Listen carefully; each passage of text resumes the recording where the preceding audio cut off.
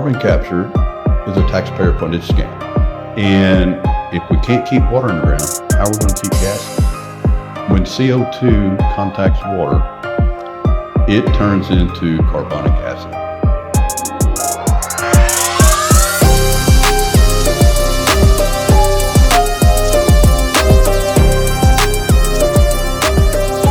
You are listening to the East Texas Banner right here at easttexasbanner.com. Got the privilege today of sitting down with Railroad Commissioner candidate Hawk Dunlap.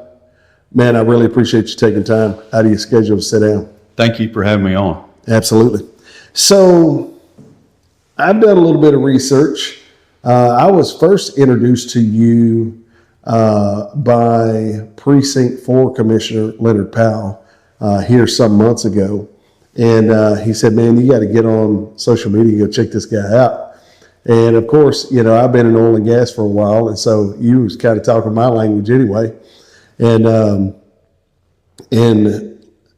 me just say this, outside of politics, entertaining for sure. Entertaining for sure. I really appreciated the hookup from Leonard Powell. But I wanted, you know, you had a little meet and greet earlier. I wanted to sit down with you and just let you kind of talk about who you are, the position you're running for. Obviously, you're running for Railroad Commissioner.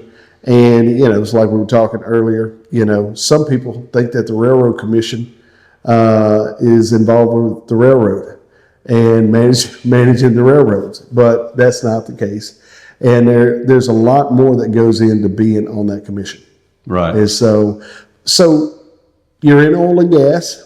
Correct. You've been in oil and gas for almost 30, come June, it'll be 35 years. 35 years. Well, so when did you get started with all that?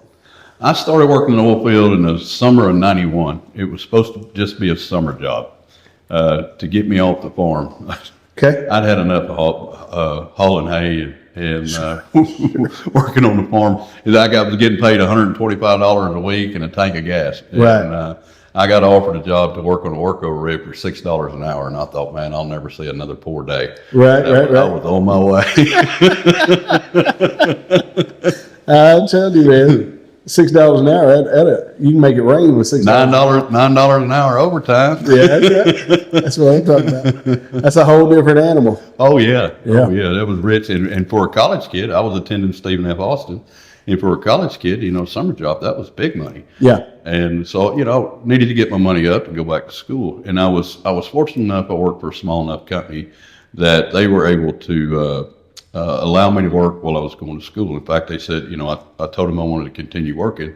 And they said, well, son, we'll find something for you to do. He said, as long as you go to school. Yeah. They said, the day you quit, you go work for somebody else. Yeah. And so that was a motivation factor for me to stay in school and finish my degree. And so I worked on rigs in between semesters during the long breaks. And during the semester, I'd drive a vacuum truck at night hauling salt water and then go to school and drive 65 miles from Longview to Nacogdoches to go to school and until I got done.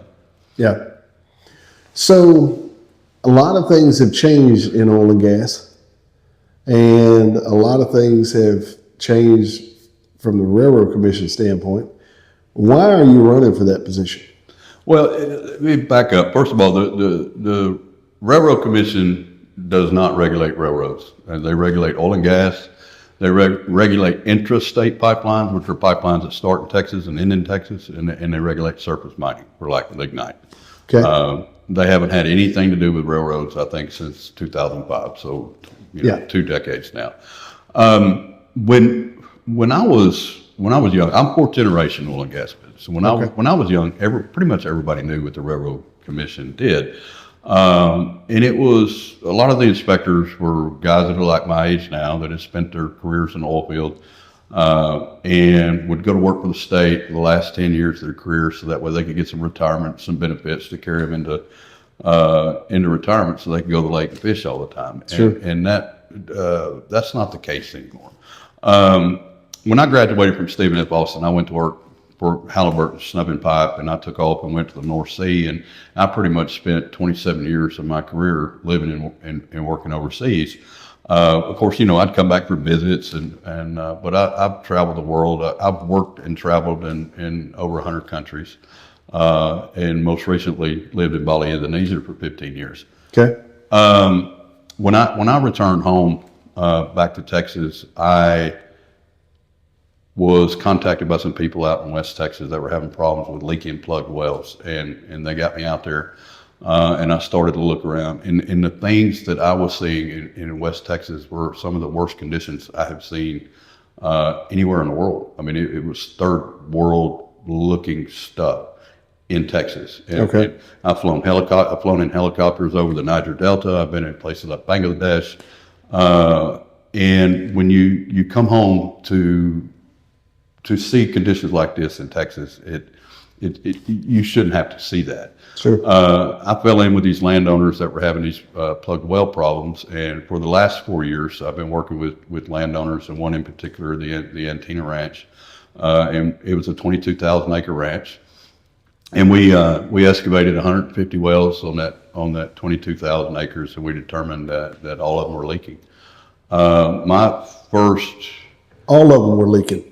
Yes, and they were leaking either produced water, they were leaking gas, they were leaking oil, or all three of the above. And the ones that we couldn't get into, we had someone develop a hydrophone that we could connect to the casing of the well.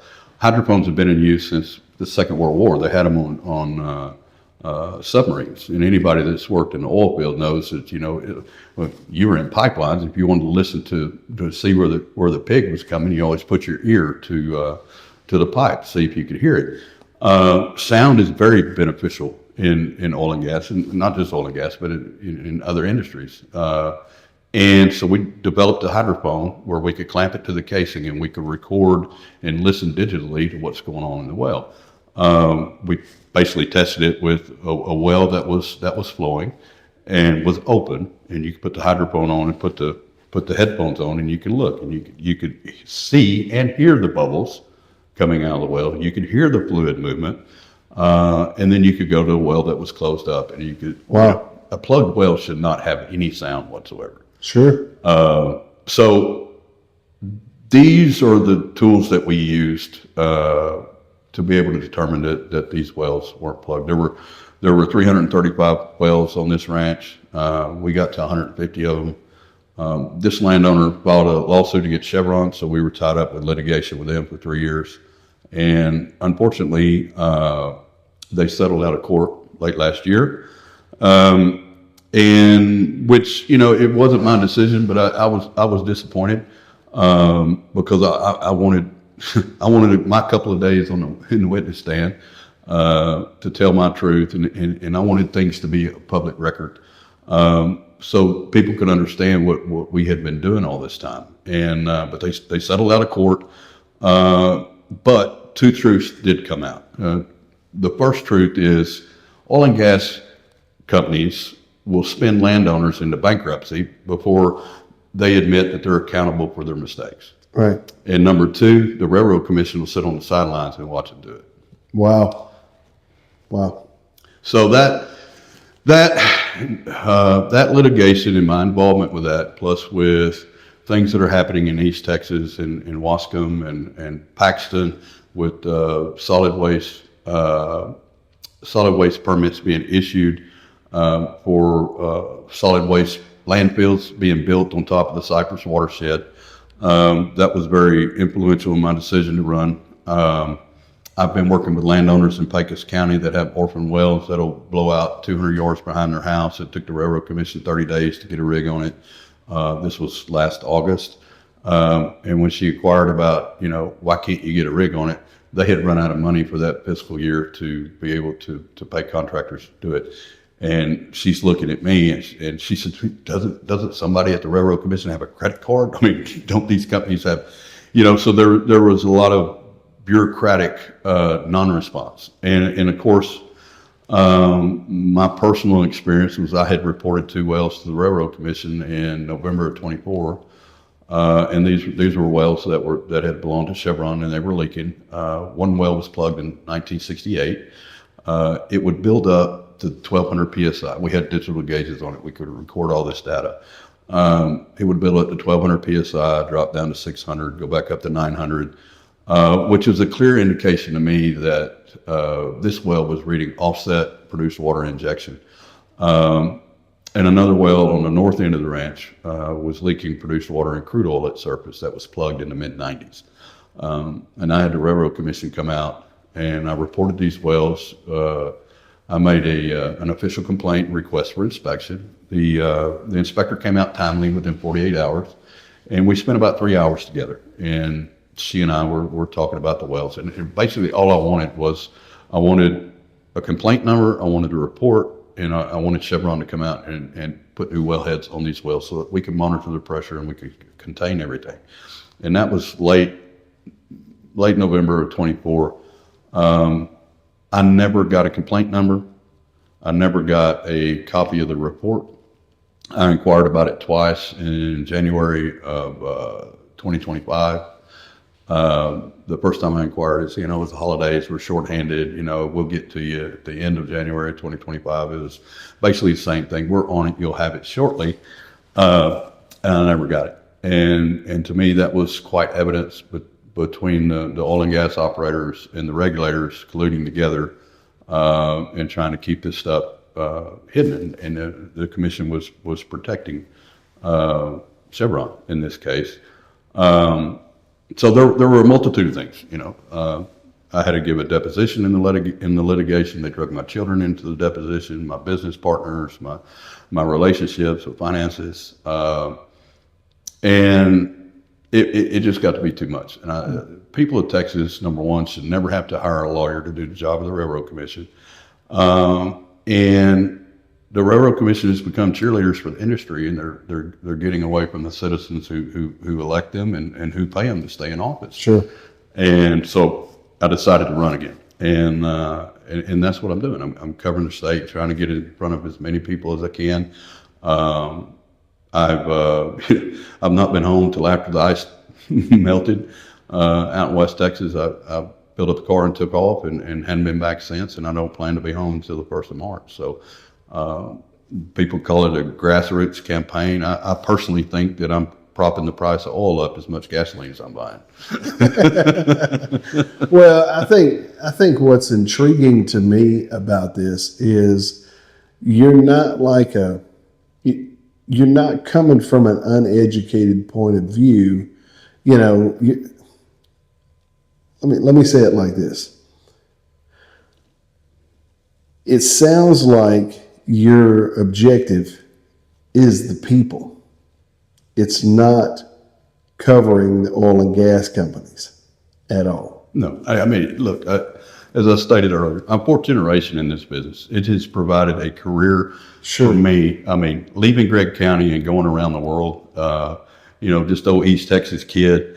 My first trip overseas was to Holland, and I had to call my mom to find out where Holland was. I'd never even heard of it. We flew out of Oklahoma City, and there was several of us that were traveling together, and we were all in starch Wranglers and pearl snaps and felt hats and boots, because we were dressed up. You're supposed to dress up to fly, Flying was big time, and they sent us to Europe, and nobody else looked like us, and and from that to where I am now today at 55 and having been where I've been, it's been a great career. Yeah. And it's afforded me a fantastic lifestyle and stories, and I'm definitely not anti-oil. If you cut my wrist, I'm gonna bleed crude oil. Sure. I've got a daughter that wants to come behind my footsteps. She's very interested in engineering. She's asking the right question. I have a son that's asking the right questions. Yeah.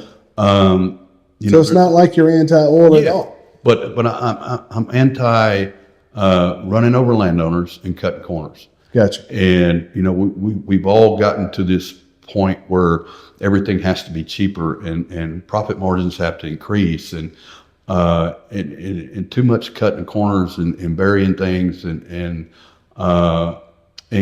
collusion and used to be landowners and oil companies had a symbiotic relationship because you knew the pumper. that would come out to the wells every day. We all went to church together. As kids played, Little League baseball and basketball. We went to school together, and everybody kind of knew each other. And there was a level of respect between the oil companies and the landowners. And we've gotten away from that. And now it's kind of, the operators are taking this, and I'm not saying all operators. There's some great people out there, and I've met a lot of them. Right. Okay? But large in part is that a lot of these companies are saying, hooray for us. Our mineral rights supersede your surface rights, and we're going to do whatever we want. And so we've lost that balance, and I think the Railroad Commission is charged with many things, but I think a good part of it is keeping that balance. And when a landowner gets out of line with an operator, then I think there needs to be a step in place to be able to say, these are the rules, and this is what they're allowed to do, and I'm sorry you don't like it. And then on the other hand, when the operator starts treading on a surface owner's rights, the Railroad Commission should be able to come in and straighten that up. I mean, the surface use for oil and gas operations is whatever is reasonable and necessary to be able to produce those hydrocarbons. It's not to pollute your creek. It's not to poison your water well. Yeah. It's not to run through your fence and let your cows out. Sure. Or just cut a gate wherever you want. And so we're going to have to restore this balance, and you're going to have somebody who works on both sides. I've worked with landowners. I've worked with oil companies. I mean, there's reason. We've gotten away from being able to do things within reason, and it's always, well, we get the lawyers involved, and we know what happens when we get lawyers involved, what they don't mess up. And then it draws out, then everybody has to spend a lot of money, and the only people that are getting anything out of it are the lawyers. Right. Very interesting. So, man of the people bleeds crude oil. Yeah, I think I think there's a lot of government that needs that type of representation. Almost in a way like a statesman. Back in the day, you used to have statesmen. They were men of the people. And then they went to lead. They ran for office and led. And so in a way, you're the man of the oil and gas. You're a product of oil and gas, right? Yeah. And you have a heart for the people and the balance of the whole system. Because, you don't have to look very hard to see that lawyers run this game. And, at the end of the day, the people are the one who suffer. The people out here who are just landowners, homeowners, you know what I'm saying? They're the ones who suffer in this process. And so I'm encouraged at the fact that that's your vision and direction.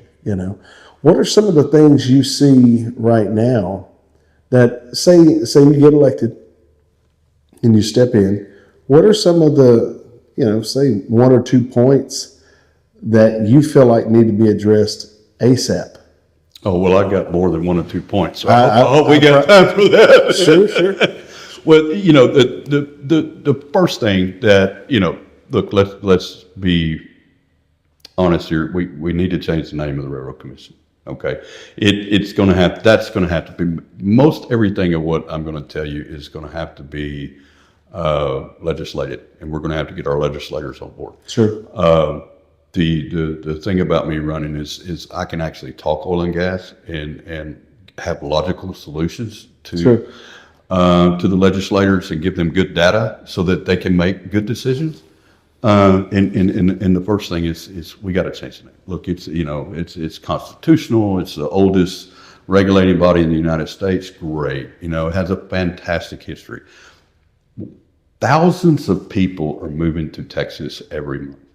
There are residents of the state for their whole lives that still think that the Railroad Commission regulates trains. Okay, that's how the agency started out. Fine, but the name changed 20 years ago, and the name is misleading because they don't do trains anymore. And a simple fix would, the Texas Energy Commission or, the Texas Commission on Energy, or however somebody decides they want to name it, as long as the name accurately reflects what the agency does, right? So that everybody can be informed. We have a produced water problem in this state. Now, anytime we produce oil, we produce a certain amount of water with that oil. So typically we produce a barrel of oil, there's 3 to 5 barrels of water that's produced with that oil. And historically we've always injected it in the ground. Now, okay, let me just for clarity's sake. Okay. So when you say we produce a barrel of oil, we produce also 3 barrels of water. Yes. Okay, so 3 to 5, let me see if I understand this correctly.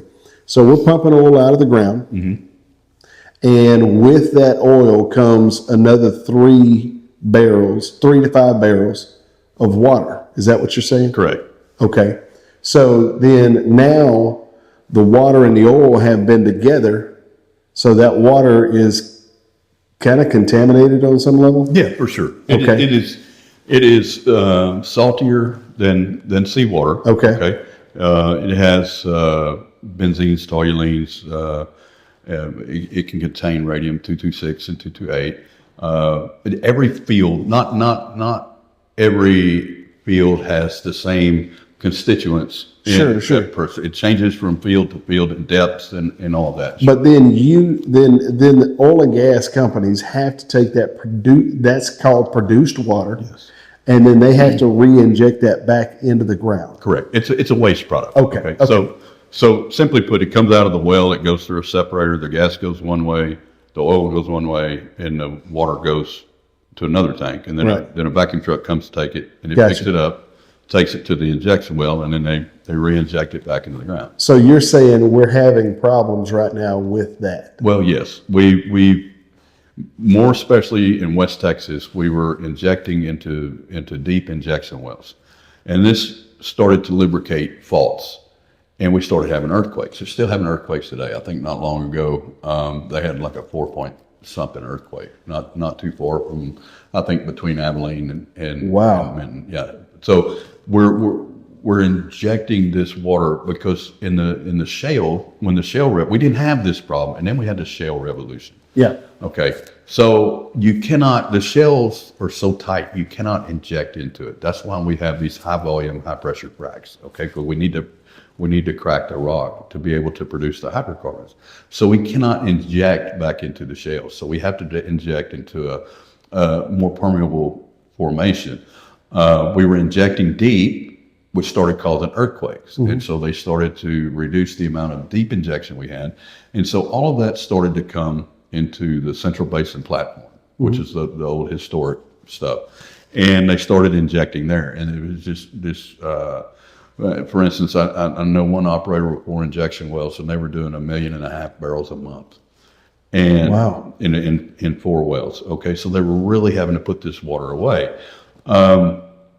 So these old historic wells, typically a 2-string design, which I mean is 2 strings and casing. Sure. They were not designed when they were drilled in the 50s to withstand all of this additional pressure, and they started to fail. And that's what started bringing on the zombie well phenomena, or causing these old abandoned orphan wells to start flowing at surface. And causing a lot of subsurface issues. It's not just a West Texas problem. I was recently over in Wascom in East Texas, and Louisiana has restricted the amount of produced water that they can inject. So all that water is crossing the state line, and it's being injected into commercial injection wells in Texas. Wow. And now we're starting to see some of the early signs of water well contamination, higher sulfide rates, higher TDS. You had a water well that had, 250, 300 TDS is now creeping up to 2,800. What is that? Total dissolved solids.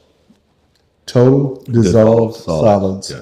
Okay. And so the The salinity is starting to increase, and these are early signs that we're starting to show in West Texas. And when I first got back to Texas and I saw what was happening there, and the East Texas oil field is historic and prolific, and then we have the Haynesville on top of that. It's almost a mirror image of the Central Basin Platform in the Midland and the Delaware Basin. So now you've got the Haynesville and the historic East Texas field. We're starting to see that. So we really need to get away from injection, and you can't just stop it. Okay, if we're going to continue to produce oil and gas and continue to be energy self-sufficient, we can't just stop production. So if we shut in a well, if we want to stop the water, we have to shut in the well. Right. So you've got to take the good with the bad. The good's of oil, the bad's of water. There are alternatives to this, and we have the technology to be able to clean this water up, to use it for different things like AI data centers, other industries. I think, in this area, I think the paper mill uses a bunch of water. Sure. And we can clean this water. I'm not going to water my garden with it. Okay. Right. I'm not going to drink it. I don't think I'm not in a position to start trying to water cattle with it or anything like that. I'm not there. But repurposing this water for industrial use and getting industry off our groundwater is a huge win. We've had instances where in evidence where we have groundwater or drinking water contamination out in West Texas that's been contaminated by produced water. We have evidence of that, and that's just from over injection. And so what has happened in West Texas is we fractured the subsurface to a certain extent. Was if I took a cinder block and I threw it through your pickup windshield, the cracks just go everywhere. Yeah. And we've lost our sealing elements, our confining layers. So this water that's being produced is able to free flow. And it'll either find a water well, or it'll find one of these old historic wells and work its way up through that old well bore. And start manifesting the surface. And see, I don't think people understand once you get into production, the production side of wells, and how fracking does exactly that, and it just continues to open up space for water to come back up to surface, and I mean it really kind of is troubling in a lot of ways.